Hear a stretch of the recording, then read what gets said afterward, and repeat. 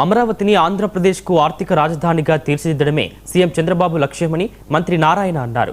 గత ప్రభుత్వం రాజధాని పేరుతో మూడు ముక్కలాట ఆడి అవకతవకలకు పాల్పడటం వల్లే అమరావతి నిర్మాణ పనుల్లో తీవ్ర విఘాతం కలిగిందని, రైతులు తీవ్ర ఇబ్బందులు ఎదుర్కొన్నారని మండిపడ్డారు.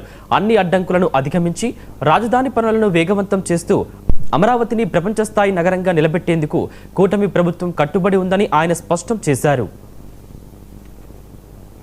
2019లో ప్రభుత్వం మారటం, గత ముఖ్యమంత్రి ఎలక్షన్ 2014-19లో అసెంబ్లీ సాక్షిగా అమరావతి రాజధానిని చేతులెత్తి 30,000 ఎకరాలు ఇక్కడ కావాలని ప్రభుత్వం మారంగానే మాట మార్చి 3 రాజులను తీసుకొచ్చాడు. 3 ముక్కలు ఆటాడాడు. రైతులు నానా ఇబ్బందులు పెట్టారు.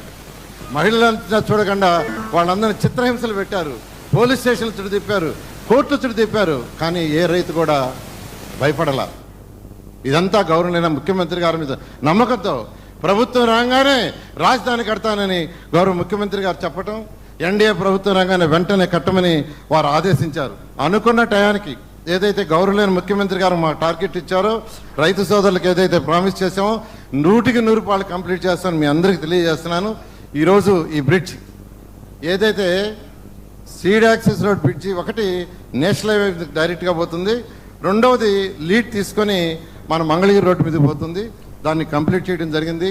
దానికి వైసీపీ నాయకులు, గొడ్డల పార్టీ అనేకమైన ఇబ్బందులు ఎంతో రెచ్చగొట్టారు రైతుల్ని. ఎంత రెచ్చగొట్టిన రైతులందరూ మా పక్క నుండి సహకరించిన రాష్ట్ర రాజధాని అమరావతి